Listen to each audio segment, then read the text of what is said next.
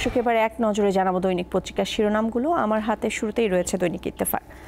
আজকের সব পত্রিকায় আসলে সড়ক দুর্ঘটনাকেই অনেক বেশি গুরুত্ব দেওয়া হয়েছে। আপনারা জানেন যে গতকাল ঝালকাঠিতে ট্রাক চাপায় 14 জনের মৃত্যু হয়েছে, যেখানে এক পরিবারেরই 6 জন ছিল। সেই খবরটিকেই আসলে দৈনিক ইত্তেফাক অনেক বেশি গুরুত্ব দিয়েছে। এছাড়াও এই সড়ক দুর্ঘটনার উপর ভিত্তি করে একটি বিশেষ প্রতিবেদন করেছে যে সড়কে একের পর এক দুর্ঘটনায় প্রাণহানি, দায় নিচ্ছে না কেউ। এছাড়াও প্রধানমন্ত্রীর গতকাল মন্ত্রিসভার যে বৈঠক হয়েছে, সেখানে সিইসি, আপিল বিভাগের বিচারপতির এবং কমিশনাররা হাইকোর্টের বিচারপতির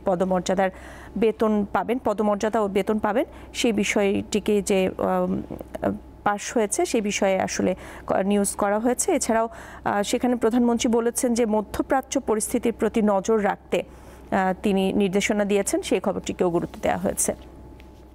এবার আমার হাতে রয়েছে দৈনিক প্রথম আলো। আপনারা দেখতেই পাচ্ছেন যে গতকাল সিটি গ্রুপের একটি হোটেলের একটি রাজধানীতে সিটি গ্রুপের 2022-23 সালের প্রথম আলো সিটি গ্রুপ এবং প্রথম আলো ক্রীড়া পুরস্কার অনুষ্ঠান হয়েছে এবং সেখানে যাদেরকে পুরস্কৃত করা হয়েছে তাদের খুব চমৎকার একটি ছবি দেওয়া হয়েছে এবং সেই বিষয়ের খবর রয়েছে। এছাড়াও সড়ক দুর্ঘটনাকে গুরুত্ব দেওয়া হয়েছে। সড়কে 6 লাখ অবৈধ যান রয়েছে, এই বিষয়ে একটি বিশেষ প্রতিবেদন প্রথম আলোতে রয়েছে। তাপমাত্রার খবরটিও রয়েছে যে তাপমাত্রা কিছুটা কমলেও গরমের কষ্ট কমছে না, একটি ভ্যাপসা গরম থাকবে, এই বিষয়ে একটি প্রতিবেদন এখানে রয়েছে। এবার আমার হাতে রয়েছে দৈনিক সমকাল। সমকালেও আমি শুরুতেই যেটি বলছিলাম যে সড়ক দুর্ঘটনাকে অনেক বেশি গুরুত্ব দেওয়া হয়েছে।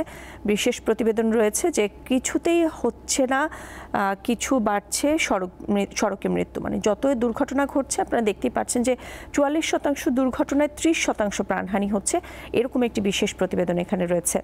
এছাড়াও গতকাল যে দুর্ঘটনাটি ঘটেছে, যে 20 টন ট্রাক যেটি আসলে ওভারলোড ছিল, এটির ধাক্কায় আসলে 14টি প্রাণ ঝরে গেছে, সেই খবরটিকে গুরুত্ব দেওয়া হয়েছে।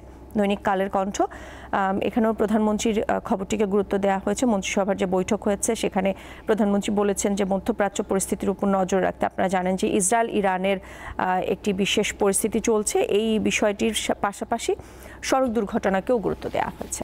দর্শক, এরই সাথে আমার কাছে ছিল দৈনিক পত্রিকার এই শিরোনামগুলো ছিল।